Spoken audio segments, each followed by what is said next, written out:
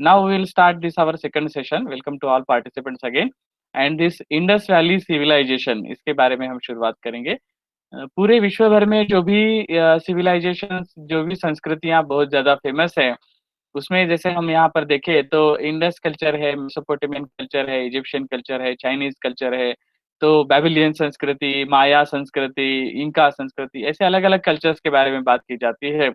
तो इन संस्कृतियों की शुरुआत जो है वो लगभग हमें समान पीरियड के हिसाब से मिलती है। थोड़ा-सा 400-500 साल का आगे-पीछे हो सकता है, मगर ये सारी संस्कृतियाँ लगभग एक साथ ही जो है वो विकसित हुई हमको दिखाई देती है।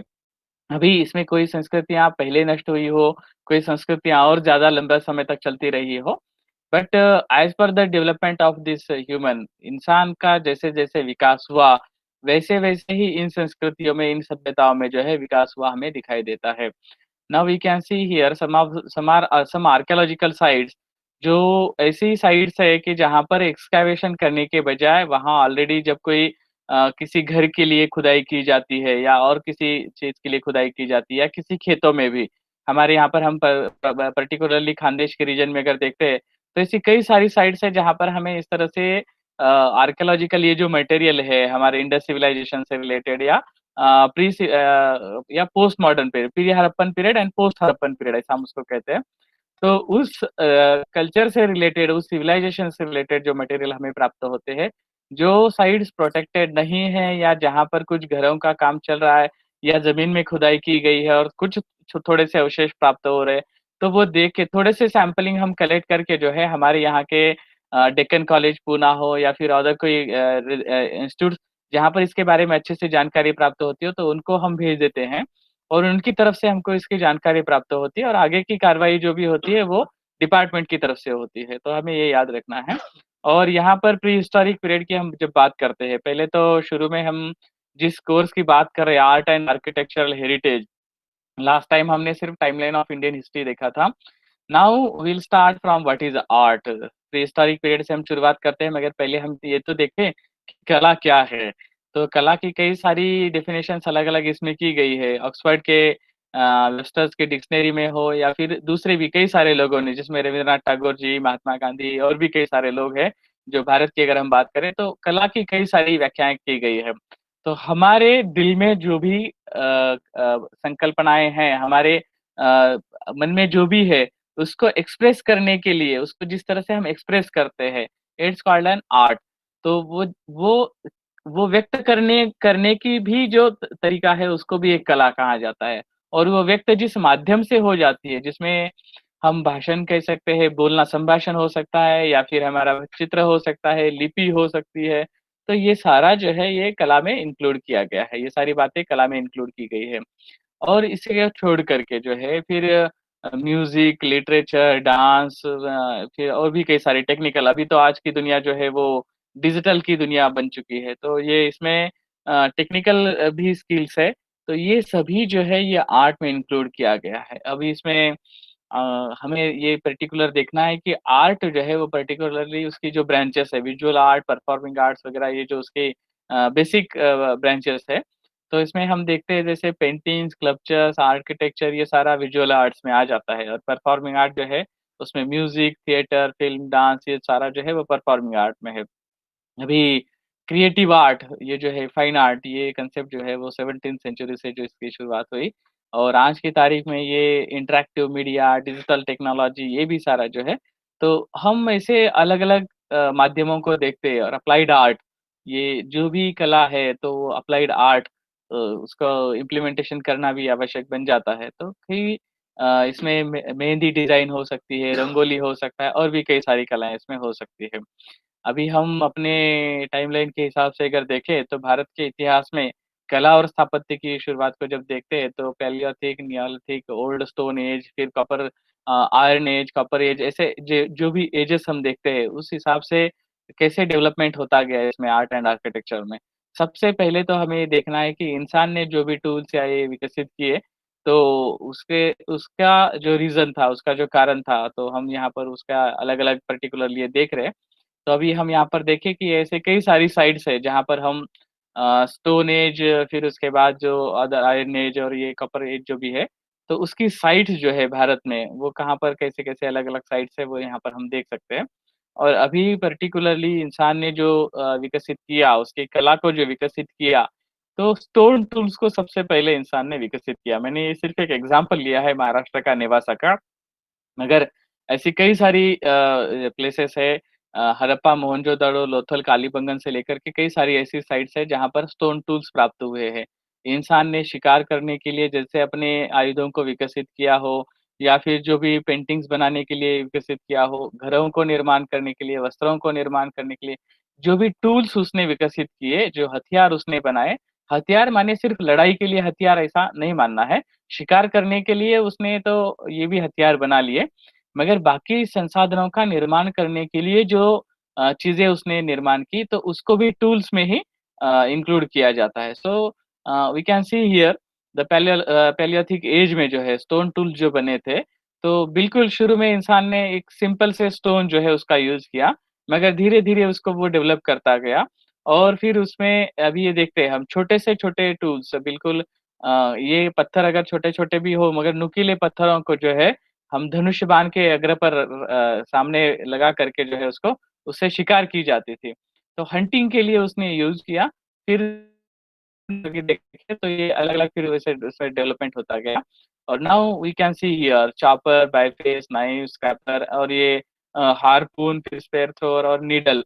अभी नीडल तो ये शिकार से ज़्यादा जो है हमें तो पता है ये बाकी चीज़ों के लिए यूज़ होता है तो इस तरह से टूल्स का डेवलपमेंट धीरे-धीरे होता गया। मगर ये टूल्स की डेवलपमेंट होने से पहले इंसान को ये हमें देखना होगा कि इतनी कारीगिरी जो इंसान ने बाद के समय में विकसित की, उसका बेस जो है ये सारे टूल्स है। क्योंकि आज भी जब मंदिर स्थापत्य की या किसी पिलर्स के फिनिशिंग की बात आती है तो लोग कहते हैं उस समय कोई मशीनरी थी क्या शायद कि जिसमें लेथ मशीन की वगैरह बात की जाती है। पर्टिकुलरली होयसड़ा पीरियड के टेम्पल्स के जब ये देखते हैं, चालुक्य पीरियड के टेम्पल्स के पिलर्स देखते हैं, तो ये लोगों को ऐसा लगता है कि वहाँ पर कहीं कुछ ऐसे मशीन्स होंगे जहाँ पर लेथ मशीन्स पर ये पिलर्स बनाए गए होंगे। But at that time such type of any machines was not available. But the tools which was developed by the human from long back, तो उसमें उसने जो भी डेवलपमेंट किए थे, तो उसका यूज़ करके उसने ये सारे पिलर्स वगैरह बनाए थे। तो हमको ये देखना है कि उसमें इंसान जब पृथ्वी का ये हुआ तो हमें पता है कि ये ग्रह जो बना था तो लगभग 4 करोड़ 60 लाख वर्ष पूर्व जब धरती बनी ये हमारी पृथ्वी बनी, उसके बाद जो है 1.2 लाख वर्ष बाद 1 करोड़ 2 लाख वर्ष बाद जो है 1 करोड़ 20 लाख वर्ष सॉरी तो उसके बाद जो है पृथ्वी पर पहला जीव पैदा हुआ। उसके बाद और 1 करोड़ 20 लाख वर्ष गए जब जाकर के डायनासोर जैसे ये बने और फिर इंसान का ये हुआ।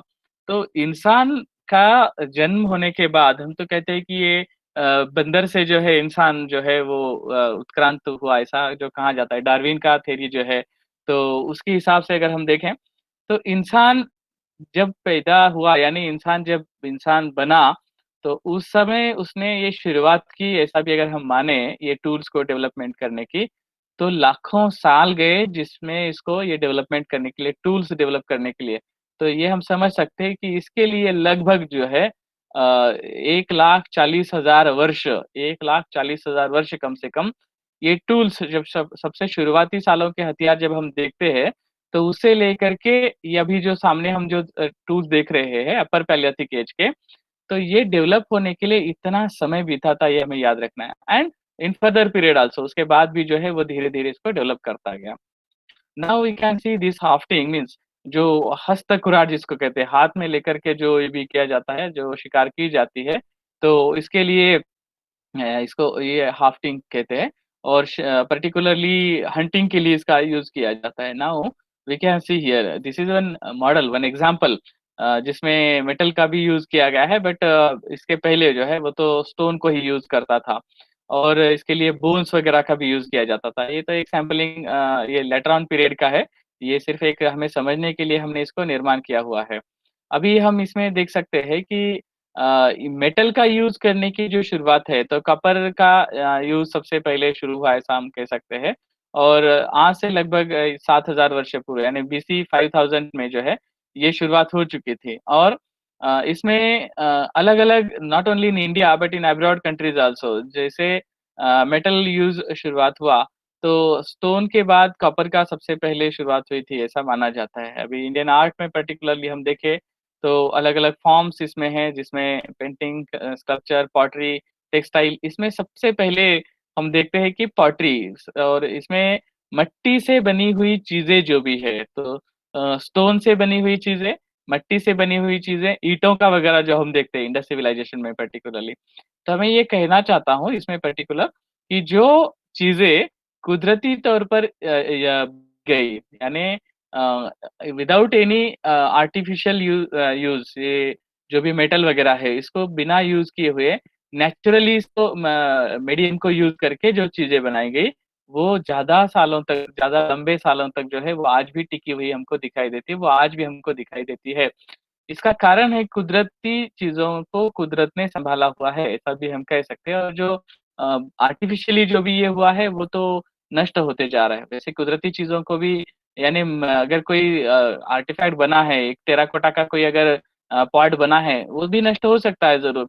मगर वो अगर दबा रहे, अगर वो मिट्टी के अंदर गड़ा हुआ रहे और फिर बाद में अगर हम उसको निकालते हैं, तो वो हमको एज़ इट इज़ फॉर्म में मिल जाता है, ऐसा कई बार दिखाई दिया है। अभी हम बृहद भारत की जब बात करते तो उस समय हमने कहा था इंडिया, पाकिस्तान, बांग्लादेश, श्रीलंका, नेपाल, भूटान, अफ़गानिस्तान वगैरह ईस्टर्न अफ़गानिस्तान। तो इसमें एक आर्ट की जो शैली है, कला की एक शैली जो है, कला स्थापत्य दोनों की एक शैली जो है, तो इस इलाके में जो है हमको एक लगभग समान रूप उसका दिखाई देता है। और अभी हम उसके कुछ आर्टिस्ट और उसकी अगर बात करें तो पर्टिकुलरली हमारे देश से, बाहर देश से आए हुए लोगों ने यहाँ पर निर्माण किया। स्पेशली मेटल केस में अगर हम देखें तो दमास्कस सोर्ड ब्लेड्स जिसको कहा जाता है, एक्चुअली हमारे यहाँ रूड्स इंडस्ट्री जो भी है, तो पोलाद और लोह के जो भी है, तो उसका बेस्ट ये जो है हमारे देश में बनता था। मगर निर्माण जो भी होता था तो बाहर देशों से भी लोग यहाँ आते थे और यहाँ से भी लोग बाहर जाते थे। तो इस तरह से जो है ये आदान-प्रदान कला और स्थापत्य की इसमें हम एक-दूसरे का शेयरिंग करके एकमेका सहाय्य करो अवघे धरू सुपंथ ऐसा जो मराठी में एक कहावत है यानी cooperate to each other and let us develop तो ये जो बात है तो हमें यहाँ पर दिखाई देती है। तो ऋग्वेद में भी इसके कई सारे ऐसे एग्ज़ाम्पल्स हमको मिलते हैं, अलग-अलग वेदों में इसके एग्ज़ाम्पल्स हमको मिलते हैं। तो स्वर्ण रथ और स्वर्ण के आभूषण या स्वर्ण कवच वगैरह हथियार उनकी बातें दिखाई देती हैं। पर्टिकुलर आर्कियोलॉजिकल एविडेंसेस की अगर हम बात करें तो रॉक आर्ट्स में जैसे हमने कल भी बात करते हुए बताया था कि ये भीमबेटका जो है हमारे यहाँ पर मध्य प्रदेश में भोपाल के नज़दीक जो भीमबेटका है, तो वहाँ पर हम रॉक आर्ट्स की पहली शुरुआत देखते हैं और डॉक्टर वीएस वाकनकर जिन्होंने इसके बारे में बहुत बड़ा कार्य किया और स्पेशली अभी ये लास्ट ईयर जो था उनका 100th ये था सेंचुरी था उनका जीवन का तो अभी तो उनका डेथ हो गया मगर उन्होंने बहुत बड़ा योगदान इसमें दिया हुआ है। अभी ये जो रॉक आर्ट की बात हम करते हैं तो भारत में जितने भी रॉक आर्ट्स मिलते हैं तो माना जाता है कि ये लगभग जो है 10,000 वर्ष पूर्व से लेकर 30,000 वर्ष पूर्व तक के है ऐसा वो माना जाता है। अब इंसान ने गुफाओं में रहने की शुरुआत जो की थी वो लगभग 1 साल पहले 1 लाख साल पहले हो सकता है उसके पहले भी हो रहा हो मगर जिस तरह से बनाना यानी डेवलपमेंट करके उसमें फिर रहना, ये जो बात है नेचुरल गुफाओं में रहने की एक अलग बात है और हमें जैसा चाहिए वैसा उसको थोड़ा-सा उसमें जो भी है बदलाव करके उसमें रहने की जो बात है, तो इसके एविडेंसेस जो हमको दिखाई देते हैं, वो 1 लाख वर्ष पूर्व से हमको पता चलते हैं मगर भीमबेटका केस में अगर हम देखें तो पर्टिकुलरली 10,000 वर्ष पूर्व से ये इंसान ने अपने रहने लायक बनाई हुई गुफाएँ और उसमें फिर पेंटिंग्स वगैरह उसने की हुई हमको दिखाई देती है। Now we can see this paintings of Bhimbetka ये हम यहाँ पर देख रहे हैं। मगर यहाँ हम देखते हैं कि इस आर्ट में जो है पर्टिकुलर यहाँ पर जो हाँ। अश्व जैसे हमें ये प्राणी दिखाई देते हैं, तो ये खेचर ह या अश्व जो भी यूज़ किए जाते थे और उसके हाथों में कुछ हथियार या कुछ आर्टिफैक्ट्स भी हमको दिखाई देते हैं।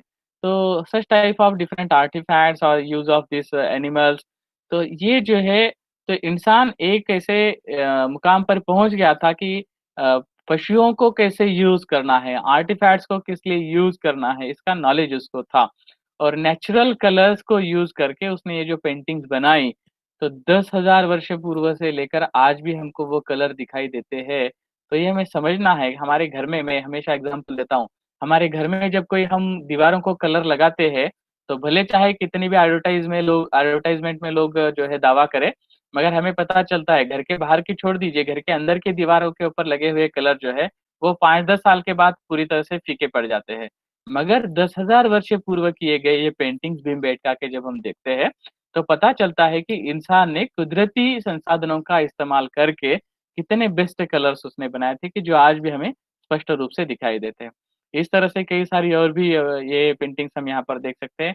इसमें प्राणियों के इंसान के साथ-साथ प्राणियों के और अलग-अलग टूल्स जो है, आर्टिफ़ैक्ट जो है उसके यूज़ किए हुए हमको पर्टिकुलरली यहाँ दिखाई देते हैं और इंसान का जीवन जो था, तो पशुपालन जिसको हम कहते हैं, तो पशुपालन से उसने जीवन की खेती जो है ये एग्रीकल्चर की शुरुआत, पशुपालन की शुरुआत, सबसे पहले तो इंसान अकेला ही ये होता था मगर फिर फैमिली लाइफ़ में वो आ गया, फिर होम आ गया यानी सेटलमेंट आ गए, फिर उसके बाद जो है एग्रीकल्चर पहले तो हंटिंग शिकार करके ही वो खा लेता था, मगर फिर एग्रीकल्चर का ये हुआ, पशुपालन का ये डेवलपमेंट हुआ। तो धीरे-धीरे जो है इंसान एक-एक कला को सीखता गया और वो हमको इन पेंटिंग्स में दिखाई देता है कि वो किस तरह से डेवलप होता गया। यहाँ कई सारे अलग-अलग प्राणियों का ये दिखता है और यहाँ पर वो एक इंसान इसके आगे ये शिकार के लिए खड़ा है, ऐसा हमको दिखाई देता है। तो इस तरह से डिफरेंट पेंटिंग्स बने हुए हैं। Now not only the Bhimbetka paintings but the petroglyphs also these are important. ज़मीन पर जो है स्पेशली जहाँ पर रॉक है, ऐसे ज़मीन पर जहाँ पेंटिंग की हुई है एक्चुअली ये केव्स में भीमबेटका वगैरह जो है तो केव्स में किया हुआ है। मगर यहाँ हम देखते हैं कि ये तो ओपन लैंड जिसको कहते हैं, ओपन लैंड पर इस तरह से पेट्रोग्लिफ्स बनाए गए हैं। Petroglyphs not only in India but इस ये जो है 10,000 वर्ष पूर्व से लेकर 40,000 वर्ष पूर्व तक था, ऐसे बताया जाता है और इसमें हमारे महाराष्ट्र के आर्कियोलॉजी डिपार्टमेंट के डॉक्टर तेजस गर्गे और कई सारे और भी दूसरे रिनाउंड स्कॉलर जो है उन्होंने इसके बारे में बहुत अच्छा कार्य किया है। और हम देखते हैं पर्टिकुलरली कि not only in India but in 2nd century BC in Rome also sorry in Morocco also south African countries जो है उसमें स्पेशली मोरक्को में जो है 2nd सेंचुरी बीसी में इस तरह से जो ज़मीन पर बनाए गए हुए जो पेंटिंग्स है, एक्सीलेंट पेंटिंग्स और वो आज भी उसके कलर जो है ब्यूटीफुल हमको दिखाई देते हैं।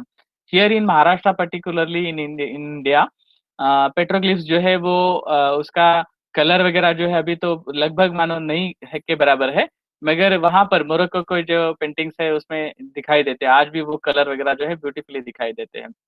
इसमें भी अलग-अलग प्राणी और जो है चीज़ों को दिखाया गया है। यहाँ पर हम देखें तो ये रत्नागिरी डिस्ट्रिक्ट जो है महाराष्ट्र में कोंकण रीजन जो है, वेस्टर्न महाराष्ट्र पार्ट तो कोंकण रीजन में रत्नागिरी डिस्ट्रिक्ट में ये इस तरह के पेट्रोग्लिफ्स हमको मिलते हैं। उसको साइड से जो ये कंपाउंड वॉल जैसा बना के उसको प्रोटेक्ट करने की गवर्नमेंट ने कोशिश की हुई है और कई सारे वहाँ के लोकल स्कॉलर्स भी जो है इसके बारे में बहुत अच्छा कार्य कर रहे हैं। देश-विदेशों से लोग आकर के इसका अध्ययन भी करते हैं। यहाँ पर हम देख रहे हैं हाथी का एक ये पेट्रोग्लिफ बना हुआ है। यहाँ पर सूअर जैसे प्राणी और फिर उसके बाद इंसान मगर इंसान के चेहरे और इनका जो है एक विचित्र आकृतियों को बनाया गया है। यहाँ पर हम देख सकते हैं ऐसी कई सारी आकृतियाँ अलग-अलग आकृतियाँ यहाँ पर दिखाई है और इसमें हम देख सकते हैं आगे तो ऐसी आकृतियाँ जो है फिर ये पर्शिया या फिर एंशिएंट रोम कल्चर जो है उससे जुड़ी हुई ऐसी कुछ आकृतियाँ हमको दिखाई देती है। अभी लगभग 12,000 साल पहले ये जो पेट्रोग्लिफ्स यहाँ पर बनाए गए, उसके यहाँ पर जो भी चित्र अंकित किए हुए, तो ये रोम के इसमें बनाए हुए जो मछलियों का यहाँ पर हम देख रहे हैं स्कल्पचर्स का, तो उससे ये लगभग सेम है ऐसा दिखाया जाता है। तो इस तरह से सिर्फ़ यहाँ पर ही नहीं, बल्कि आगे यहाँ पर हम देखें मेसोपोटामियन कल्चर में ये जहाँ पर हम ये किंग का ये जो देख रहे हैं, पिक्चर देख रहे हैं, तो इस तरह से लगभग अलग-अलग ये चित्र हम यहाँ पर देख रहे हैं। यहाँ पर भी नीचे हम देखें तो ये हिटलर का हमें पता है जर्मनी, तो नाज़ी का जो ये स्वस्तिक का सिम्बॉल है, तो यहाँ ऊपर ये गरुड़ का ये दिख रहा है, तो उसी तरह का सिम्बॉल यहाँ पर दिखाई दे रहा है। तो इस तरह की अलग-अलग आकृतियाँ तो वैश्विक संस्कृति जिसको हम कह सकते हैं कि ये सिम्बॉल जो है, तो इंसान की अपनी एक सोच जिस तरह से डेवलप हुई और जैसे वो एक-दूजे के संपर्क में आते गए, तो हो सकता है संपर्क में आए हों या ना आए हों, मगर अपनी सोच के हिसाब से वो जो क्रिएट करते गए, तो उसकी समानता हमें अलग-अलग संस्कृतियों में दिखाई देती है। अभी हम यहाँ पर बैठ के जो सोच रहे हैं, हो सकता है इसी तरह की सोच कई और हज़ारों, लाखों किलोमीटर दूर पर कुछ लोग रखते होंगे, उस तरह से सोचते होंगे। तो ये हम नहीं कह सकते कि हम उनके संपर्क में आए या वो हमारे संपर्क में आए इसलिए हम ऐसा सोच रहे हैं, नहीं। इंसान की एक अपनी डेवलपमेंट जो है वो समय के हिसाब से अनुसार अलग-अलग बदल जाती है। उसके लिए नेचर और अलग-अलग ये जो टेक्नोलॉजी जो कुछ भी है, तो ये जैसे बदलाव होते जाते हैं, इंसान की अपनी सोच में भी वैसे डेवलपमेंट आते जाती है। तो इस तरह से हो सकता है कि यहाँ पर और वहाँ पर भी इस तरह से लोग जो है अपनी सोच के हिसाब से ये बनाते होंगे और ये भी हो सकता है कि वो एक-दूसरे के संपर्क में आकर इस तरह से संस्कृतियाँ जैसे हमने कहा था कि विदेशों से भी कुछ लोग यहाँ पर आए होंगे और यहाँ से वहाँ पर ज गए होंगे, तो उस समय संस्कृतियों का आदान-प्रदान भी हुआ होगा। अब पर्टिकुलरली आर्किटेक्चर की जब हम बात करते हैं तो आर्किटेक्चर के इसमें domestic architecture, religious architecture, governmental और ये इस तरह से हम जो अलग-अलग ये जो देखते हैं। तो इंसान ने सबसे पहले जो आर्किटेक्चर डेवलपमेंट जो किया, तो उसमें हम देखते हैं कि वातावरण के अनुसार यानी जिस तरह का क्लाइमेट वगैरह था, तो उसके अनुसार उसने ये डेवलपमेंट किया। जैसे अभी हमने कहा कि गुफाओं में इंसान ने अपने रहने के लिए जिस तरह से हमें हमें चाहिए, उस तरह से बदलाव किए। तो धीरे-धीरे उसने फिर जब जैसे-जैसे लोग समूह बढ़ता गया सेटलमेंट, तो नगरों के निर्माण की प्रक्रिया जैसे शुरू हुई, तो पहले फिर एक नगर कैसे ये बनाना है, घर कैसे बनाने हैं, ग उसका स्टाइल क्या होना चाहिए फिर ये वाटर मैनेजमेंट वगैरह किस तरह से होना चाहिए। तो ये धीरे-धीरे आर्किटेक्चर जो है वो डेवलप हुआ हमको दिखाई देता है। इंडस सिविलाइजेशन में पार्टिकुलरली इसके बेस्ट एग्ज़ाम्पल्स हमको प्राप्त होते हैं।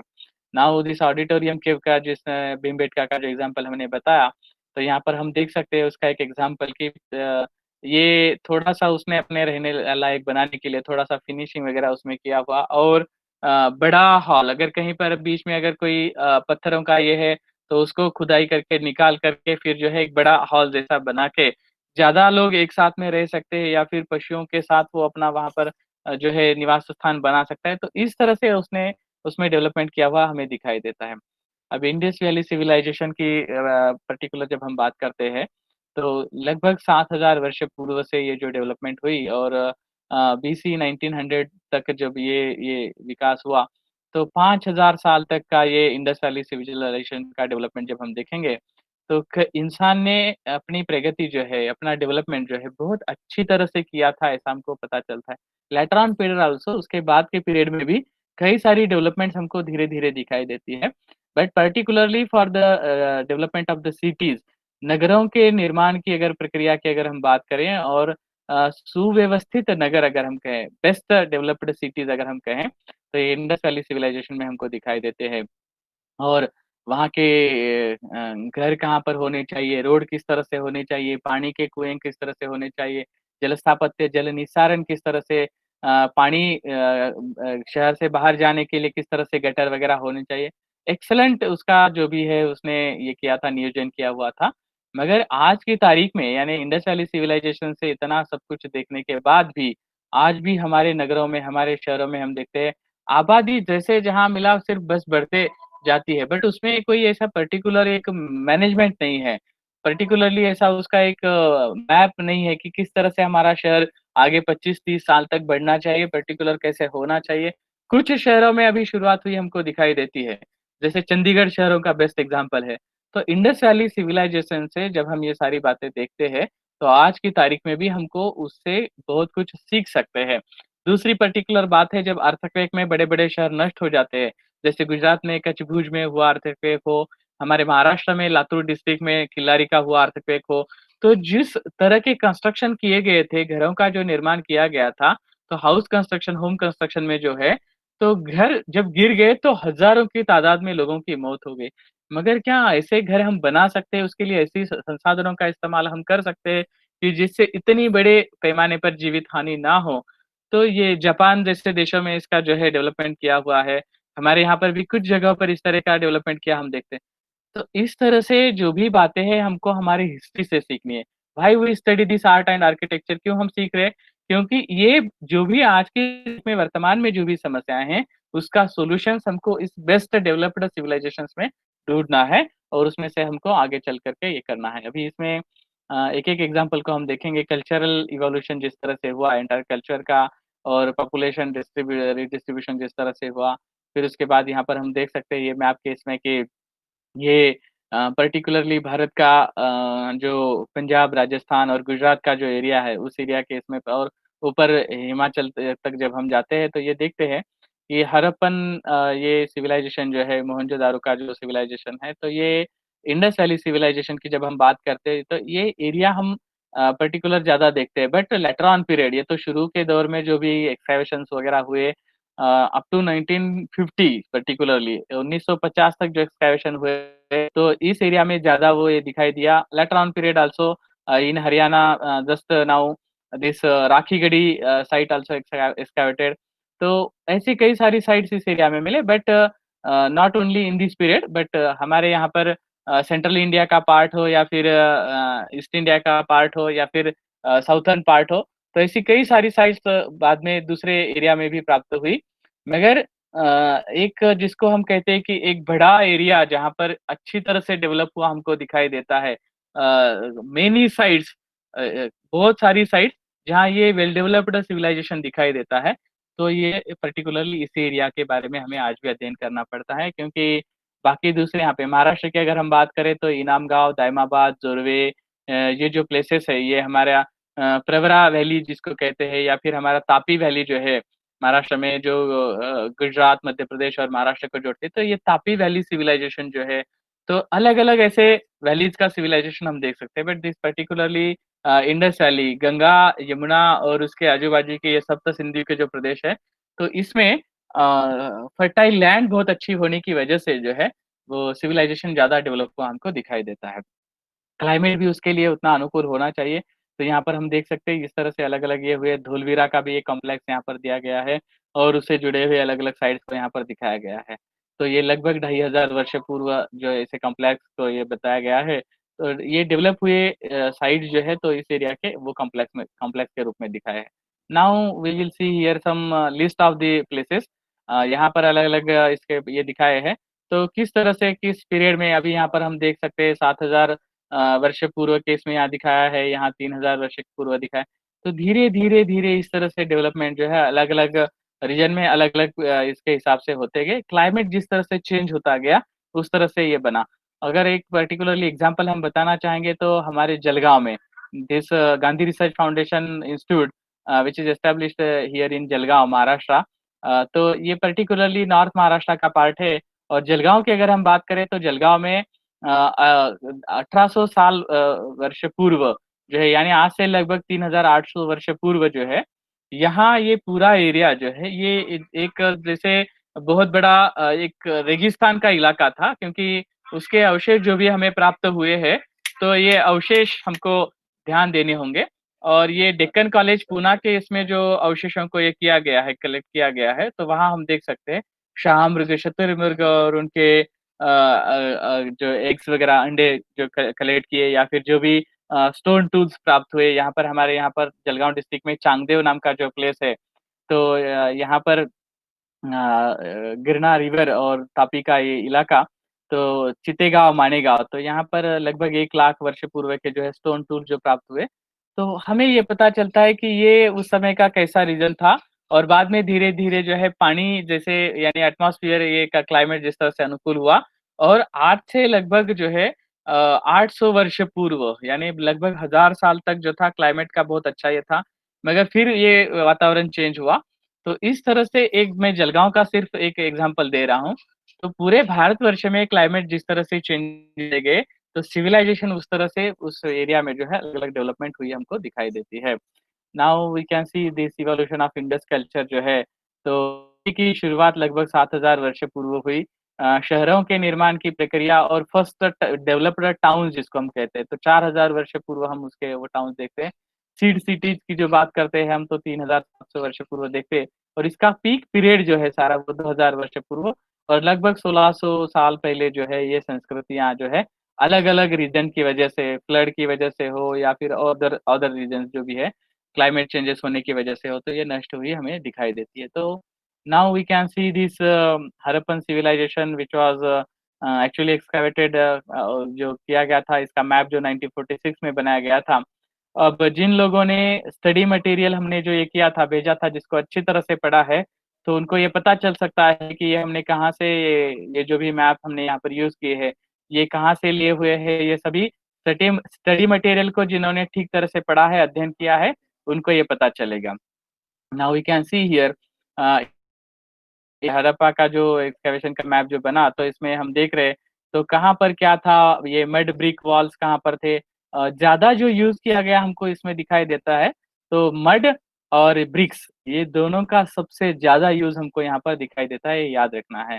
और ये ब्रिक्स जो है बहुत अच्छी तरह से उन्हें बनाए।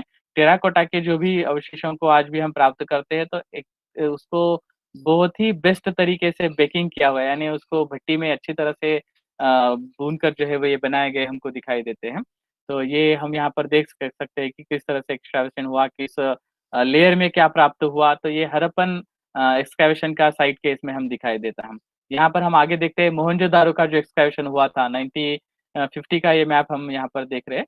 और यहाँ पर भी जिस तरह से यहाँ हम देखें, तो ये मेन नॉर्थर्न वॉल जो है कहने और इसके जो एयर डक्ट वगैरह, और ये किस तरह से अगर सामान लाया जाता है तो उसका ये लोडिंग प्लेटफ़ॉर्म वग़ैरह जो है हम यहाँ पर देखते हैं।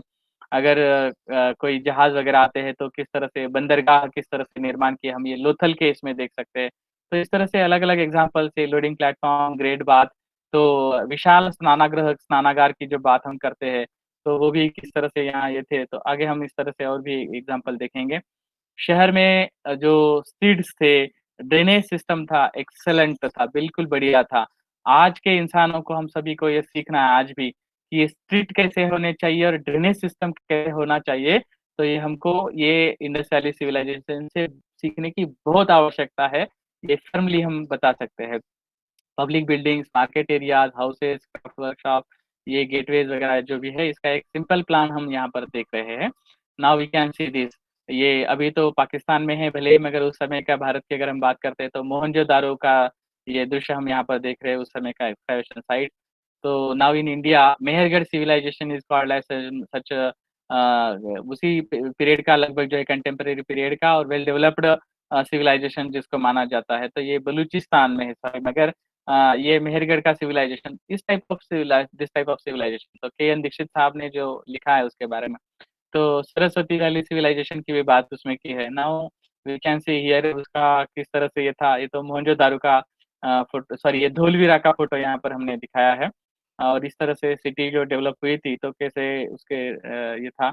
अभी यहाँ पर हम देख सकते हैं स्तूप वगैरह लेटर ऑन पीरियड में जिस तरह से बने, तो भी हम यहाँ देख सकते हैं। तो साइट्स धीरे-धीरे किस तरह से डेवलप हुए। तो आज के अखबार में भी ये न्यूज़ आया है कि जब अयोध्या का एक्सकैवेशन किया जा रहा है तो और भी कई सारे अवशेष प्राप्त हो रहे हैं जिसमें नॉट ओनली ये सिर्फ़ 1000 वर्ष पूर्व का नहीं बल्कि मौर्य पीरियड का, उसके पहले के पीरियड के भी। तो हो सकता है क्योंकि ये सारा एरिया जो उस एरिया में जो ये सप्त सिंधु का जो एरिया है तो उसमें अलग-अलग सिविलाइजेशन धीरे-धीरे जिस तरह से डेवलप हुई। तो हमारे यहाँ पर महाराष्ट्र में प्रकाशा की जब हम बात करते हैं तो प्रकाशा में भी इस तरह से एक ही इसमें 4 अलग-अलग तरह की संस्कृतियों के अवशेष हमको प्राप्त होते हैं। तो इस तरह से डेवलपमेंट हमको यहाँ पर दिखाई देती है। जिस ग्रेट बाथ की हम बात कर रहे थे विशाल स्नानागार की, तो अपने ने स्नानागार होते थे मगर इस तरह के विशाल स्नानागार वहाँ पर पाए गए। तो ये दृश्य हम यहाँ पर देख रहे हैं और ये पर्टिकुलरली किसी स्पेशल ऑकेज़न पर या फिर पर्टि ये किस लिए यूज़ किए जाते थे, इसके कई सारे अलग-अलग ये किए गए हैं और ये मार्शल जो है उन्होंने जो इसके बारे में कार्य किया था, उन्होंने इसका ये बनाया हुआ अभी हम यहाँ पर देखें ग्रीनरी वगैरह जो थी, तो यहाँ पर ये ग्रेट बात हम देख रहे हैं अभी जिसका हमने ये देखा और ये बाजू में ग्रीनरी देख रहे हैं और ये किस तरह से एजुकेशन यहाँ नाम कॉलेज भले ही दिया गया हो मगर ये पठन-पाठन के लिए जो भी ये किया जाता था तो ये वेद पाठशालाओं की वगैरह हम बात करते हैं मगर इस तरह से अध्ययन के लिए जो ये यूज़ होते थे और ये पिलर्ड हॉल यहाँ पर हम जो देख रहे हैं, आगे भी ऐसे कुछ एग्ज़ाम्पल हम देखें यहाँ लोथल का ये दृश्य है जब लोथल के म्यूज़ियम में आप जाते हैं तो अंदर जाते ही लेफ्ट साइड की दीवार पर आपको ये पेंटिंग वहाँ दिखाई देती है। एक्चुअली ये उस समय ये जहाज़ों के द्वारा जो भी शिप्स को यूज़ करके जो बिज़नेस होता था, व्यापार जो होता था, तो यहाँ पर आने के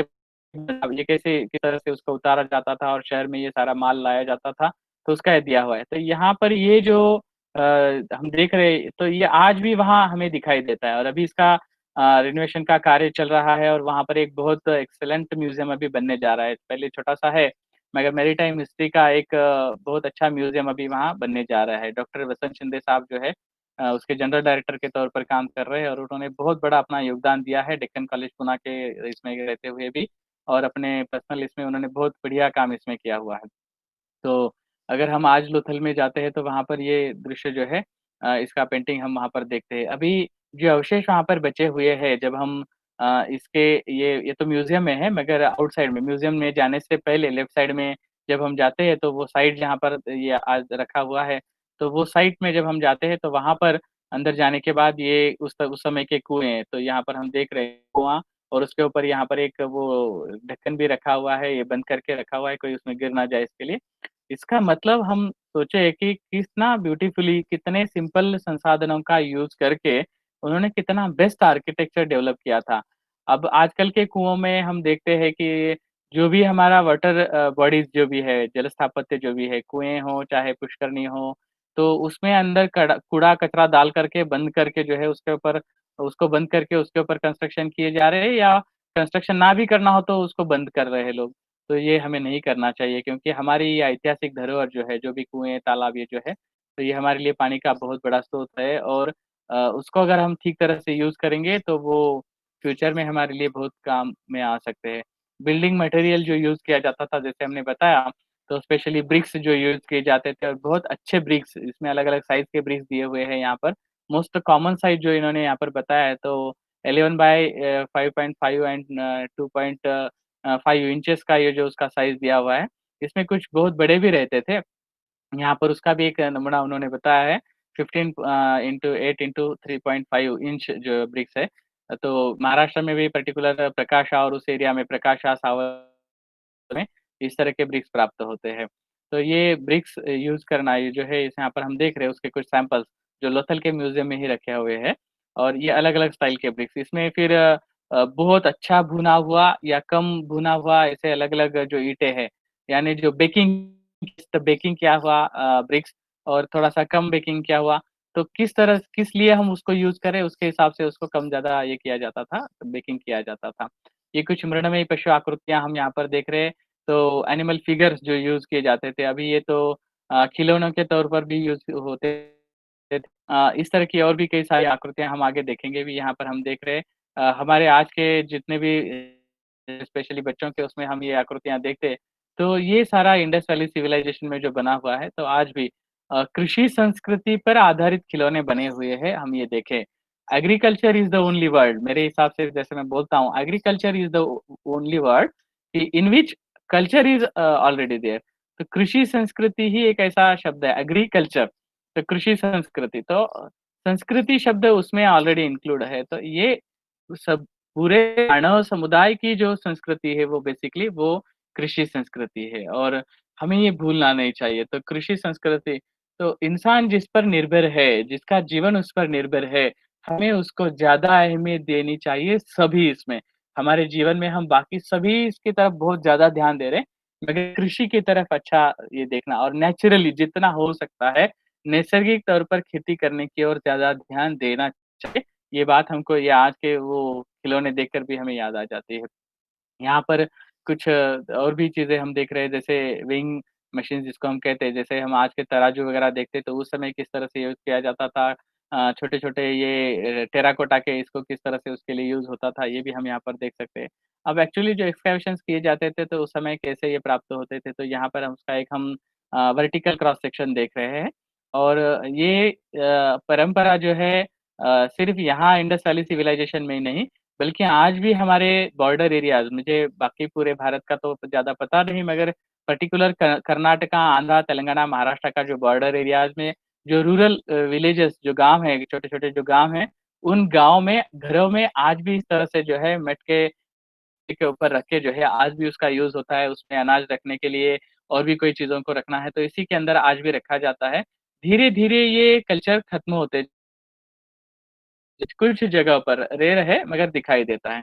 तो ये हमें उस संस्कृति की याद दिलाता है कि पिछले 7000 सालों से ये परंपरा चलती आ रही है।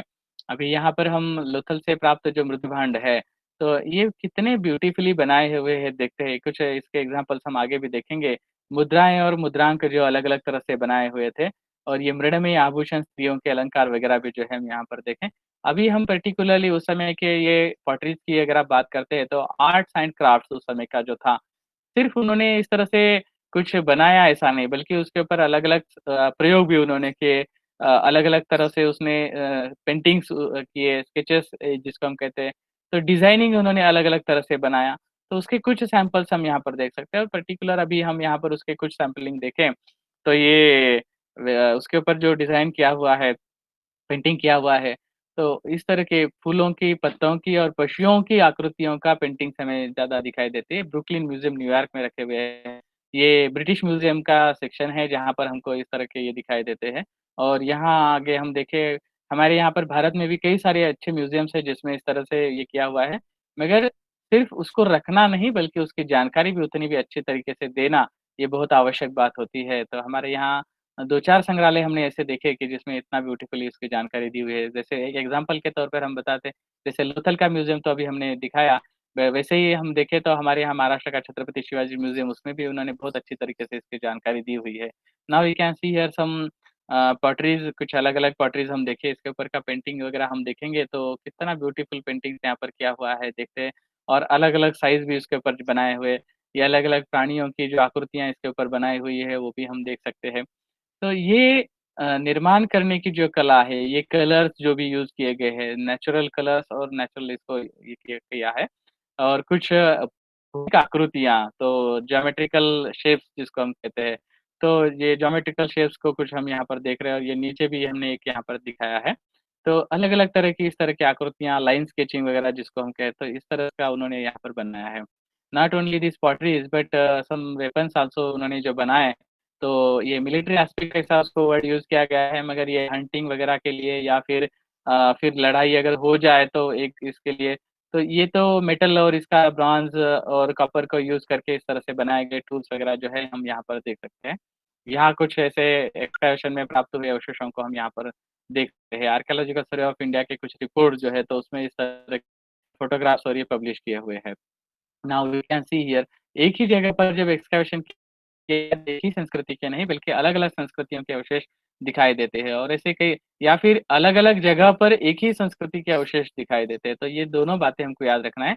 एक ही जगह पर अलग-अलग संस्कृतियों के अवशेष या अलग-अलग पीरियड के अवशेष हमें दिखाई देते हैं, या फिर अलग-अलग स्थलों पर जो है एक ही संस्कृति के अवशेष हमें दिखाई देते हैं। तो उसका एक एग्ज़ाम्पल हम यहाँ पर देख सकते हैं।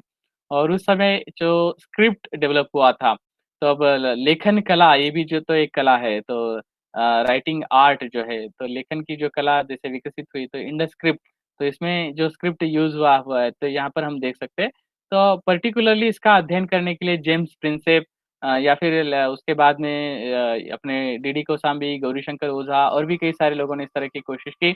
मगर उन्होंने ये स्क्रिप्ट जो था, ये सिम्बॉल्स के साथ या फिर यहाँ पर जो भी आकृतियाँ बनी हुई है, इन आकृतियों को उसके साथ जोड़कर जो है, तो ये पढ़ने की कोशिश की थी। जेम्स प्रिंसेप को थोड़ी बहुत सफलता इसमें प्राप्त हुई, मगर ज़्यादा इसमें ये नहीं हो सका, क्योंकि जितनी मात्रा में ये चाहिए, तो उतनी मात्रा में इसे अवशेष नहीं प्राप्त हुए, या जिस पर इस तरह से अंकित किया हुआ, लिखा हुआ ये सिम्बॉल जो है वो ज़्यादा प्राप्त नहीं हो पाए। मगर जितने प्राप्त हुए, उसमें से लेकर के उन्होंने कैसे ये डेवलप किया, यहाँ पर हम देख सकते हैं। ये बहुत रेयर तौर पर दिखाई देता है कि किस तरह से उन्होंने इसको डेवलप किया, कैसे पशु आकृतियों को, या फिर इसको यहाँ पर हम देखें तो यहाँ एक इंसान खड़ा है, उसके हाथ में ये व्हील को हम देख रहे हैं।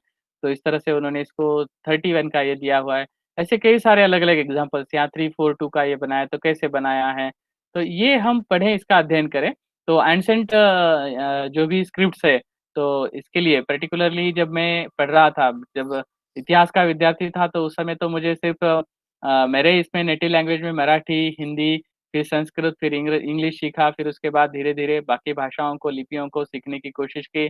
तो इसमें कन्नड़, तेलुगु, फिर स्क्रिप्ट्स में ये हमारा देवनागरी है, फिर उसके बाद रोमन है। इसी तरह से जो है शारदा स्क्रिप्ट, नंदी नागरी स्क्रिप्ट, ग्रंथा स्क्रिप्ट, महानुभावों के कुछ महानुभाव सेक्ट जो महाराष्ट्र में पर्टिकुलरली दिखाई देता है, तो उनके कुछ सकड़ी, सुंदरी, पारमांडल्य, अंक, वज्र लिपि, शिरोलिपि, ऐसे अलग-अलग स्क्रिप्ट्स। तो 8 भाषाएँ और 8 लिपियाँ सीखने की हमने कोशिश की, तो स्कॉलर्स जो भी है इतिहास का जिनको गहराई से अध्ययन करना है तो उसके लिए हमें ये जो भी एंसेंट स्क्रिप्ट्स और लैंग्वेजेस है उसको सीखना बहुत ज़रूरी है।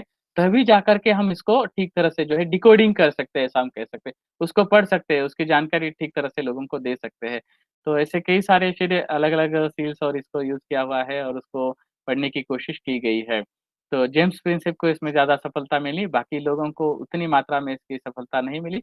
अभी भी कुछ लोग जो है कोशिश कर रहे हैं और इसको अलग-अलग ट्राइबल कल्चर्स और दूसरे कल्चर्स के साथ भी इसको जोड़ा जाता है और इस स्क्रिप्ट्स को जो है पढ़ने की कोशिश की जाती है। Some Indus science we can see here also तो कुछ यहाँ पर हम उसके अलग-अलग इन सैंपल्स देख सकते हैं। Now we can see these seals yesterday also we see this Pashupati Shiva की जब हम बात कर रहे थे उस समय हमने ये सील देखा था। इसको अलग-अलग संस्कृतियों के साथ जोड़ने की कोशिश की जाती है। तो ये आकृतियाँ जो बनी इंसानों की या फिर पशुओं की जो मूर्तियाँ निर्माण करने की, प्रतिमाओं को निर्माण करने की जो कला बनी, तो सिर्फ़ स्केचेस और डिज़ाइन नहीं बल्कि उसको वास्तविक रूप में प्रतिमा का निर्माण करने की। यहाँ पर हम एक कोच ड्राइवर का ये देख रहे हैं 2000 साल पहले का हड़प्पा का ये बना हुआ और यहाँ पर भी हम एक महिला जो है वो 2 बैलों को लेकर जा रही है, तो ये एग्रीकल्चर के इसमें यूज़ क जो होता है तो उसका एक एग्ज़ाम्पल हम यहाँ देख रहे हैं। अभी ये दोनों भी जो है इसको देख के हमको लगता है कि प्राणी जो है किस तरह से निर्माण उनकी प्रतिमाओं को प्राणियों की प्रतिमाएँ और इंसानों की प्रतिमाओं को कैसे निर्माण करें। आगे चल कर के देवताओं की प्रतिमाओं का निर्माण भी हुआ। तो उसका बेसिक्स जो है वो धीरे-धीरे बनते जा रहा था और आगे चल कर के इसका एक फॉर्मेट सेटअप जब हम कहते हैं कि उसका एक फॉर्म होना चाहिए कि एक इंसान है या एक पशु है तो उसका सर कितना बड़ा होना चाहिए, उसका शरीर का कितना ये बड़ा होना चाहिए।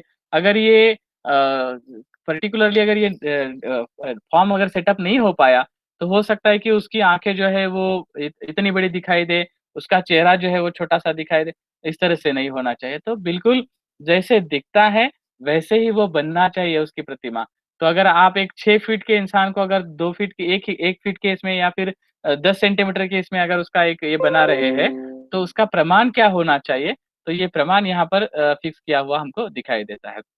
और यही जो बात है आगे हमें डेवलप हुई ज़्यादा दिखाई देती है। Now we can see here एक पुजारी की प्रतिमा ऐसा जिसको कहा जाता है प्रेस किंग मोहनजोदारो केस में प्राप्त हुआ।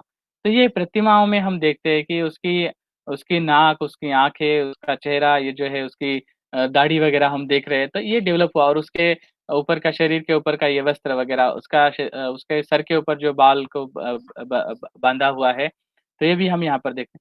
तो ये धीरे-धीरे डेवलप होता गया और कल जब जैसे हमने एग्ज़ाम्पल में टाइमलाइन में देखा था गांधार आर्ट में जो है, ये बहुत ही एक्सीलेंट रूप से जो है डेवलप हुआ हमको दिखाई देता है। अभी ये फीमेल फिगर जो मेहरगढ़ सिविलाइज़ेशन में प्राप्त हुआ है, तो एक महिला की एक स्त्री की प्रतिमा को निर्माण करने की कोशिश की गई है। ये इसमें जो है प्रमाण जो है फिर धीरे-धीरे चेंज होते गए हमको दिखाई देते हैं। Now, from these archaeological evidences we will come towards the literary sources. अब हम जब एक्सकैवेशन में, खुदाई में, आर्कियोलॉजी में जो भी एविडेंसेस प्राप्त हुए हैं, उसके साथ-साथ हम जो है हमारे लिटरेरी सोर्सेज जो भी है, उसको भी देखें। तो साहित्य में पर्टिकुलर हम जब देखते हैं तो वेदों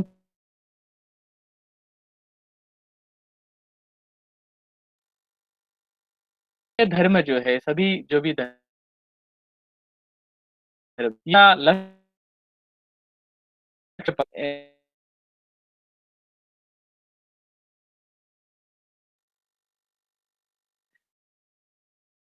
अ अ, लोगों को में विभाजन करते हैं उसी को पीपल टू अंडरस्टैंड उनको प्रतिमा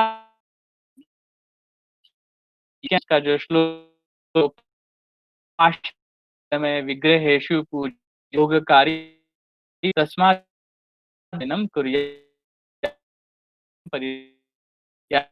मुमुक्षु यदि वो एक प्रतिमाओं का पूजन कर वो आकर समझेगा जिनके लिए तो उन जो है वो परिकल्पना की है निर्माण को मगर श्रद्धाओं को वो भी हमको समझना है। तो भारतीय प्रतिमा संस्कृति विभाग से किताब में उन्होंने इसके बारे में बहुत अच्छी एक लिटरेरी आर्ट एंड आर्किटेक्चर जो की जो बात की हुई है, तो उसमें बट काव्य जो भी उसमें कि घर कैसे होने चाहिए, एक घर की वास्तु शास्त्र जिसको हम कहते हैं पर्टिकुलरली, तो ये वेदों के समय से कैसे डेवलप हुआ, तो हम देखते हैं तो ऋग्वेद में पर्टिकुलरली ये जो ज़िक्र किया है उसके फर्स्ट चैप्टर ये जो सर्ग है उसमें, किस तरह से दिखाया हुआ है उसका एक सिम और उसके एक अगर हम यहाँ पर देखें हुए हैं not only for the art and architecture but nature का भी किस तरह से उन्होंने यहाँ पर ये किया हुआ है। तो यहाँ पर दिया है उन्होंने sleep dog sleep master of the house तो यानी घर और घर के और प्राणियों वर्णन काव्य स्पेशली उनको क्योंकि काव्य निर्माण करना भी एक अपने आप में जो कला है। के बारे में वास्तु का जो वर्णन किया हुआ है, तो उसका फिक्स कहाँ पर क्या होना चाहिए, कैसे होना चाहिए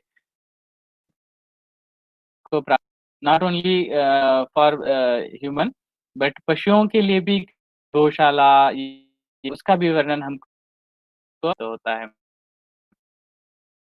सारे के कुछ चैप्टर्स में से एग्ज़ाम्पल हमने दिए हुए हैं। अगर एक-एक का हम ये किए तो देखिए अर्थात अगर करते जाएँ तो बहुत बड़ा ये होगा यहाँ पर हम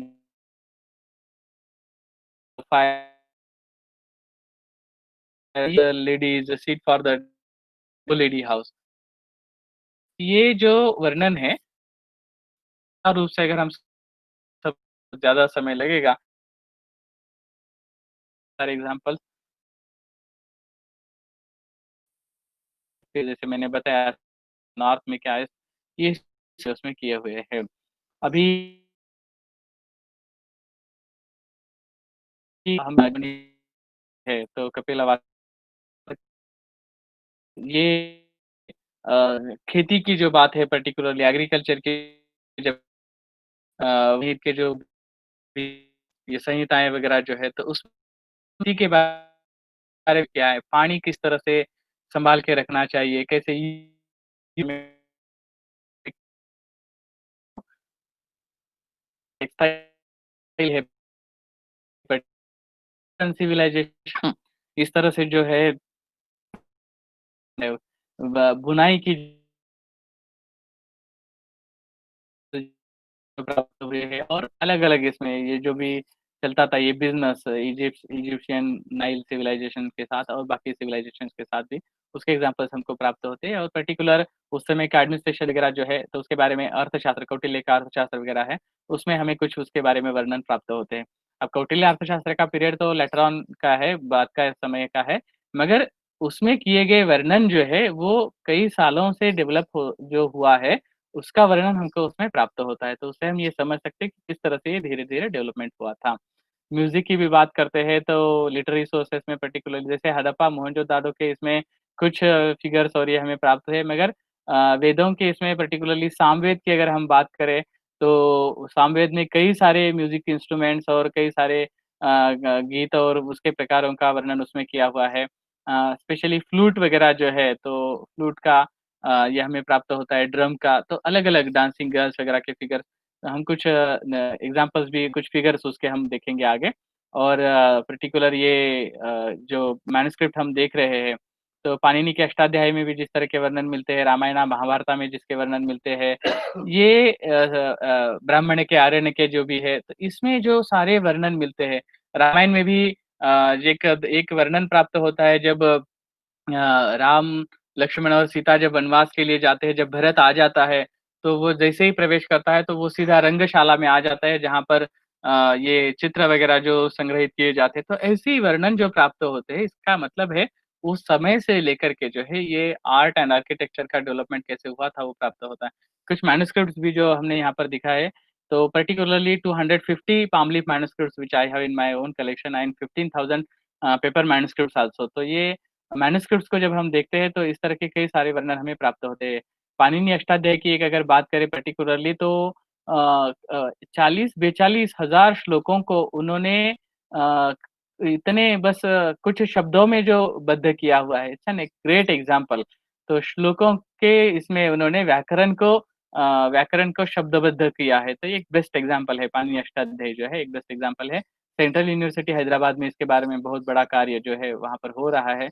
कई बार हम वहाँ पर जब जाके उनकी कार्यशालाओं में हिस्सा लेते हैं तो पता चलता है कि ये साहित्य कितना डेवलप हुआ था, आज भी जो है जिसकी हम कल्पना नहीं कर सकते। जैसे बाइनरी कंप्यूटर के इसमें हम बाइनरी लैंग्वेज सीखते हैं, तो हर इसके लिए जो है 0 और 1 की लैंग्वेज यूज़ हो जाती है। तो वैसे ही उस समय के इसमें जैसे यूज़ किया एक एग्ज़ाम्पल के तौर पर अगर हम बताना चाहें, तो त्वमेव माता च पिता त्वमेव बंधु च सखा त्वमेव सर्वं मम तो इसमें लेट अस सपोज़ त्वमेव इज़ इक्वल टू ए, तो आपको बार-बार त्वमेव ये वर्ड यूज़ नहीं करना है, तो ए सिर्फ़ 1 वर्ड, सिंगल वर्ड यूज़ करना है। तो ये पाणिनि अष्टाध्यायी की सबसे बड़ी ख़ासियत है। इस तरह से उन्होंने उसको जो है शब्दबद्ध किया हुआ है कि उसका डिकोडिंग अगर हम करते हैं, तो कंप्यूटर लैंग्वेज के लिए भी उसको हम यूज़ कर सकते हैं। तो वहाँ की डॉक्टर अंबिका कुलकर्णी जो है वो इसका डॉक्टर अम्बा कुलकर्णी जो है वो इसके बारे में काम कर रही है और ट्रांसक्रिप्शन सॉफ्टवेयर्स उसके ऊपर से उन्होंने डेवलप किए हुए हैं। अभी तो 8 लैंग्वेज का जो है ट्रांसक्रिप्शन उसमें किया जाता है। तो ये डेवलपमेंट जो है इसके बेस पर आधारित करने के लिए उन लोगों ने इसको किस तरह से ऑलरेडी लिख के रखा हुआ है, आज हम उसके ऊपर जाके डेवलपमेंट कर रहे हैं। तो ये हमें सीखना है, तो आर्ट ये भी एक कला है, इस तरह से शब्दबद्ध करने की एक अपनी कला है। अभी ये म्यूज़िक स्केल में सामवेदा का जैसे हमने वर्णन किया, कई सारे इसके वर्णन हमको इसमें प्राप्त होते हैं। यहाँ पर हम कुछ इंस्ट्रूमेंट देखें, एक्चुअली ये तो 4th-5th सेंचुरी के ये हमें प्राप्त होते हैं, मगर उसका वर्णन जो सामवेद में और इसमें हमें प्राप्त होते हैं, इसमें फ्लूट और अलग-अलग तरह के वाद्य जो है हमको दिखाई देते हैं और ये बजा रहे तो ये मृदंग वगैरह की हम बात करते हैं, शिव के हाथों का जो डमरू की हम बात करते हैं। तो इस तरह के जो इंस्ट्रूमेंट्स डेवलप हुए, तो ये उसके वर्णन हमें उस साहित्य में प्राप्त होते हैं। नाउ दिस राइटिंग स्क्रिप्ट की अभी हमने इंडस स्क्रिप्ट की बात की थी, तो धीरे-धीरे जो है खरोश्री, ब्राह्मी जैसी स्क्रिप्ट्स जो है लेटर ऑन पीरियड में डेवलप होती गई। मगर इसके एग्ज़ाम्पल जो हमें उसी उसमें प्राप्त होते हैं इंडस सिविलाइज़ेशन के इसमें। अभी केव आर्किटेक्चर की अगर हम बात करें, तो पर्टिकुलरली जब हम स्तूप मौर्य पीरियड में स्तूप वगैरह की बात करते हैं, तो उसके पहले ही जैसे हमने बात की थी कि गुफ़ाओं में इंसान ने रहने की शुरुआत जब की और खुद को रहने लायक उसको डेवलपमेंट करने की जो उसने शुरुआत की, तो ये केव आर्किटेक्चर को जो है, धीरे-धीरे उसने डेवलप किया हुआ हमको दिखाई देता है। और स्पेशली हम मौर्य पीरियड के पहले के भी कुछ एग्ज़ाम्पल्स उसमें जब देखते हैं तो ये पता चलता है। अभी सप्तपर्णी केव्स वगैरह भी जो है, तो ये अर्ली बुद्धा पीरियड की बात करते हैं या फिर प्री मौर्य पीरियड की जब बात करते हैं, तो उसमें आ जाते हैं इंद्रशाला केव वगैरह के कुछ एग्ज़ाम्पल्स हम देखते हैं। ये यहाँ पर सबसे शुरुआती सालों के इस तरह के कुछ केव्स जो है, यहाँ पर बुद्ध का महापरिनिर्वाण हुआ था, ऐसा कहा जाता है। ये सप्तपर्णी जो केव्स है, तो ये बिहार राजगीर जो है, तो वहाँ पर के ये केव्स, तो वहाँ हम देख सकते हैं और आगे चल कर के ऐसे केव्स का जो है अंकन सांची के स्तूप में किया हुआ हमको दिखाई देता है। ये सांची स्तूप का जो नंबर 1 का जो केव ये वहाँ का स्तूप है, तो वहाँ के उत्तर की दिशा में जो गेट है उसके ऊपर किया हुआ ये अंकन दिखाई देता है। तो ये भले ही 1st सेंचुरी बीसी में इसमें बना हो, मगर ये उस उन्होंने उस समय यहाँ पर जो अंकित किया हुआ है, तो ये डेवलप होने के लिए कितने साल लगे हुए होंगे ऐसा हम उसको हम समझ सकते हैं। तो ये इंडस सिविलाइजेशन से ही ये जो है धीरे-धीरे डेवलप होता गया और इस तरह से हम उसका एक बेस्ट फॉर्म जो है 1st सेंचुरी के इसमें देख सकते हैं या बीसी 3rd 4th सेंचुरी के शुरू से ही हम इस तरह के कुछ एग्ज़ाम्पल्स देख सकते हैं। तो ये जैसे स्तूप की भी हमने बात की तो स्तूप में डेवलपमेंट जो भी हुआ था तो ये उसी पीरियड से शुरुआत हुई थी और बुद्ध के पीरियड की अगर हम बात करें तो मौर्य पीरियड से पहले यानी 4th-5th सेंचुरी बीसी की अगर हम बात करें तो उस समय के कुछ फेमस स्तूप जो है राजगढ़, वैशाली, कपिलवास्तु, फिर ये रामगढ़, पावा, कुशीनगर, तो ये पीपर हवा का जो स्तूप है तो वो स्तूप जो है सबसे पुराने इसमें एक माना जो जाता है, तो यहाँ पर हम देख सकते हैं तो बिल्कुल शुरुआती सालों में ये उत्तर प्रदेश के सिद्धार्थनगर में जो सिद्धार्थनगर ज़िले में तो ये पिपरवा का जो स्तूप है, यहाँ पर हम देख रहे हैं। इसमें बहुत डेवलपमेंट लेटर ऑन पीरियड में हमें दिखाई देती है। उसके कुछ एग्ज़ाम्पल्स हम मौर्य पीरियड का जब अध्ययन करेंगे, इसके बाद वाला हमारा जो सेशन होगा, तो मौर्य पीरियड के इसमें हम उसके बारे में जानकारी लेंगे। अभी ये स्टेजेस किस तरह से आगे धीरे-धीरे डेवलप होते गए, तो हम यहाँ पर देख सकते हैं, यहाँ न पीछे नीचे अगर हम पढ़ेंगे तो writing records, urbanisation, money, social specification, तो रेसिडेंस और ये स्पेशलाइज़ेशन कैसे ये हुआ, agriculture, land transport, level integration कैसे बढ़ता गया, तो धीरे-धीरे उसको हम यहाँ पर एक टेबल फॉर्म में देख सकते हैं। अब ये समझना बड़ा मुश्किल हो जाता है कुछ लोगों के लिए, इसीलिए हम जो है स्टेप बाय स्टेप धीरे-धीरे उसको कंटेंट और विजुअलाइज़ेशन के साथ, फ़ोटो के साथ हम पढ़ते हैं। अब महाजनपद पीरियड की जब हम बात करते हैं, तो हम आगे इसके बारे में अध्ययन करेंगे और यहाँ पर हम देखें तो इंडस वैली सिविलाइज़ेशन का टाइमलाइन जब हम देखते हैं, तो डेवलपमेंट कैसा हुआ अलग-अलग इसमें, तो मैंने कल भी जैसे सॉरी लास्ट सेशन में भी जैसे हमने बात की थी, तो किस तरह से डेवलपमेंट हुआ उसको देखने के लिए अलग-अलग फ़ॉर्मेट्स हो सकते हैं, ग्राफ्स देख सकते हैं, चार्ट देख सकते हैं अलग-अलग फ़ॉर्मेट में टेबल्स के रूप में देख सकते हैं, तो यहाँ पर एक अलग रूप उसका ग्राफ़िकल स्वरूप हम देख सकते हैं। इतिहास को याद कैसे रखना है, उसकी एक अपनी एक आपकी स्पेशलिटी होती है। कई लोगों को पीरियड जो होते हैं, तो वो याद नहीं रहे जाते। तो जैसे हम मराठी में अगर कुछ ये पढ़ना है तो कलर्स अगर है या फिर इंग्लिश में अगर हमें कुछ पढ़ना है, तो जैसे कलर कोड जब हम याद रखते हैं being as a engineering student I can say that जब कलर कोड को हम याद रखते हैं, तो कैसे याद रखते हैं? B B Roy great Britain very good wife. What is the meaning of this? First B means black, second B means blue, R means red, O means orange, Y means yellow, G means green. So like that B B Roy great Britain very good wife ये एक short form उसका develop किया हुआ है। तो इसी तरह से पूरे भारत के इतिहास को हम ये ग्राफ में देख सकते हैं। आपके सामने जो ग्राफ अभी देख रहे हैं, तो उस ग्राफ में हमने 10,000 सालों का ये जो है इंडस वैली सिविलाइजेशन को एक ग्राफ में दिखाने की कोशिश की।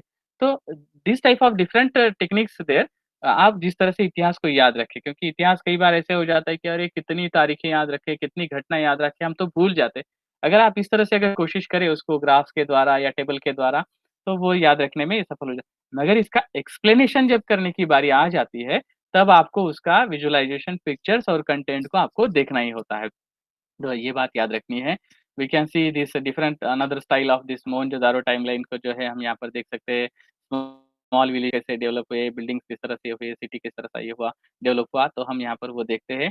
Now we can see here some beads in our area also. ये हमारे यहाँ पर दौलताबाद में जब एक्सकैवेशन हुआ था, तो दौलताबाद के एक्सकैवेशन में अलग-अलग बीड्स वगैरह जो कलेक्ट हुए थे, अलग-अलग पीरियड्स के।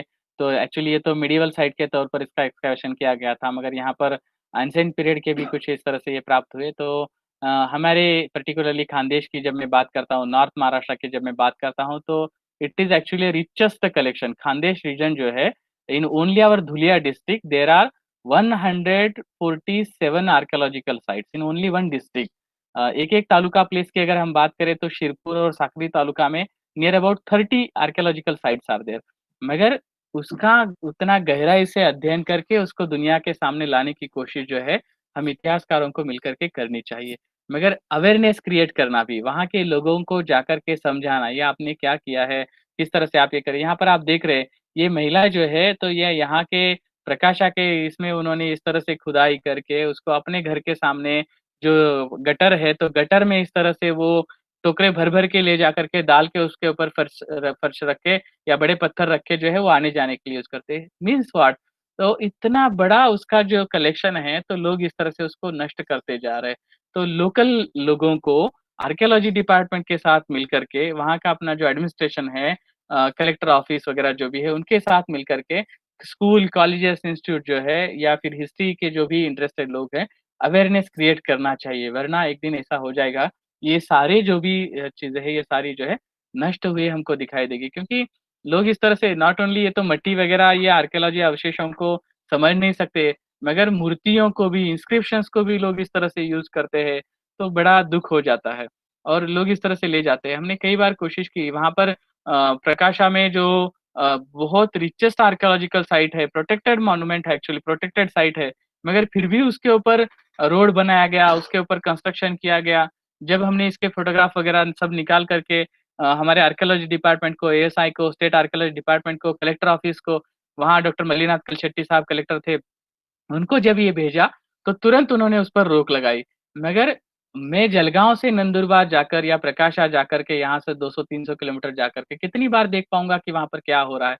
तो इस ऐसा ही हो सकता है आपके यहाँ के रीजन में, आपके एरिया में भी, भारत में, भारत के बाहर जो भी आर्कियोलॉजी के साइट्स है। तो मैं सबको रिक्वेस्ट करता हूँ हाथ जोड़ करके कि हम हमारे रीजन के जो भी आर्कियोलॉजी डिपार्टमेंट्स है, जो भी हमारा गवर्नमेंट एडमिनिस्ट्रेशन है, उनके साथ मिलकर, हमारे एजुकेशनल इंस्टीट्यूट्स के साथ मिलकर जो है अवेयरनेस क्रिएट करें, तो जो है इसका बहुत फ़ायदा हो सकता है। और कई बार ये ऐसे कुछ न्यूज़ आ जाते हैं कि किस तरह से हमने काम किया और क्या हुआ, उसके बारे में तो लोगों को इससे भी जानकारी प्राप्त हो सकती है। हमारे यहाँ पर गिरना रिवर जो है, तो वहाँ पर हमने कुछ जो अवशेष प्राप्त हुए, फिर उसके बाद डेक्कन कॉलेज की टीम यहाँ पर आई और pre Harappan and post Harappan period के लगभग 30 साइट्स फिर ढूँढे गए।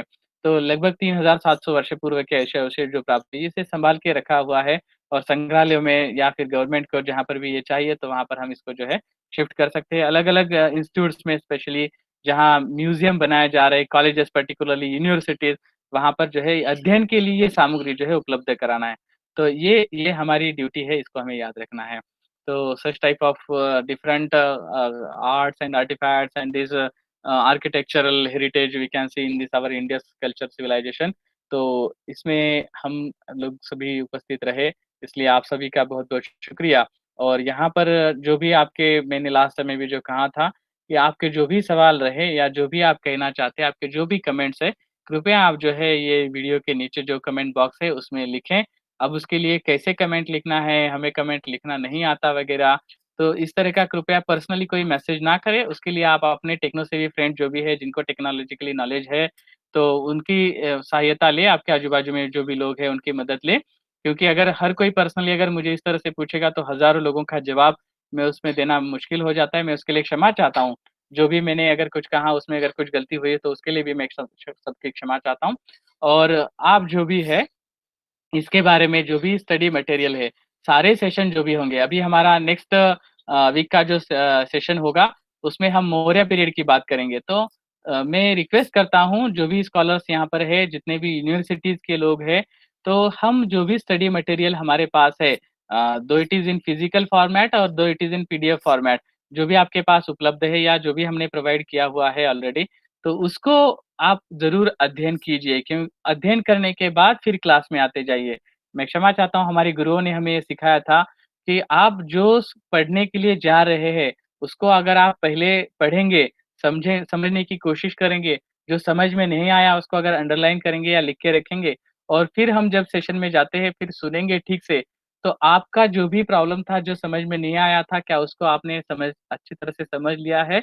अगर नहीं समझा है, तो तुरंत आप कमेंट केस में आप उसके बारे में सवाल पूछें और उसका जवाब पाएँ। अगर आपको कमेंट बॉक्स में लिखे हुए इसका जवाब अगर नहीं मिल पाता है, तो फिर उसके बाद 1-2 सेशन तक आप उसका वेट कीजिए और उसके बाद जो है फिर हमें पर्सनल व्हाट्सएप में डाल के आप उसकी जानकारी ले सकते हैं।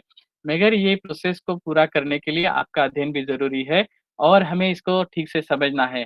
Why we want to understand this all?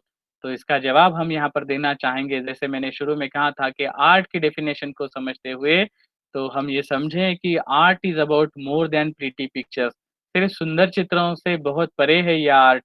The visual art will teach your kid to think outside the box. ये विजुअल आर्ट जो होता है, वो आपके बच्चों को एक जो आपका एक जो चौखट बना के रखे, चौखट जो बनाई है हमारे दिमाग में सोच, उसके परे जाकर के उसको समझाने की, सिखाने की कोशिश करती है और वो एक प्रॉब्लम सॉल्वर बन सकता है। जैसे मैंने कहा था कि कला जो होती है, जब जो भी सुंदरता निर्माण करने की और जब इंसान बढ़ता है, तो बुराई की तरफ अपने आप उसकी पीठ हो जाती है और वो जो है सुंदरता निर्माण करने की और हमेशा निरंतर बढ़ते रहता है और उससे ही एक अच्छे समाज का निर्माण हो सकता है। Then how can become a art the problem solver, तो उसका ये एक बेस्ट आंसर है ऐसा हम कह सकते हैं। Rather than that this also, इसको छोड़कर भी हम देखते हैं जब कोई मार्च निकलता है, कुछ ये हो जाता है तो लोग हाथों में बैनर पकड़ते हैं या फिर कुछ फ्लेक्स पकड़ते हैं, कुछ अपने व ज ये पकड़ के लेके जाते हैं। तो ये दिखाने की भी उनकी एक अपनी आर्ट होती है। शहरों की दीवारों पर लिखे हुए जो मैसेजेस होते हैं, तो शहर की गंदगी को साफ करने के लिए उसमें जो मैसेज लिखे जाते हैं या फिर और भी अच्छाई के लिए। तो इस तरह से जो है तो कला आपकी एक खुद की एक प्रॉब्लम सॉल्वर बन सकती है। उस हिसाब से सोचिए, इंडस वैली सिविलाइजेशन को जब हम बता रहे थे, तो उस समय मैंने इसी दिशा में मैंने आपका ध्यान आकर्षित करने की कोशिश की थी। Well developed well planned cities, शहरों का ये पूरा नियोजन कैसे करें, रास्ते कैसे हो, घरों का निर्माण कहाँ पर होना चाहिए, घर किस मटेरियल से बनने चाहिए, उसके बाद कुएँ और पानी की व्यवस्था किस तरह से होनी चाहिए, कोई भी ट्रैफ़िक और यातायात का कोई प्रॉब्लम्स नहीं आ सकता है। ऐसे शहर हम किस तरह से निर्माण करें। साथ-साथ कुदरत को भी ध्यान दें, ताकि हमारा नेचुरल सराउंडिंग जो है, हमें हमारे पॉल्यूशन और इससे जो है दूर रख सकता है। तो ऐसे वेल डेवलप्ड सिटीज़ को बनाने के लिए जो है, हमें इस हड़प्पन या इंडस सिविलाइजेशन को सीखना है, ये याद रखना है। Such type of different civilizations are there in all over the world. So I request to all of you that please study that civilizations also for to solve the problems this present situation. So art is life, art is your voice, and art is therapy. So thank you all of you attending this session, thanks a lot. और कुछ अगर गलती हुई हो तो उसके लिए मुझे क्षमा कर देना, मैं सबकी क्षमा माँगता हूँ और मैं रुकता हूँ। Thank you, thanks a lot.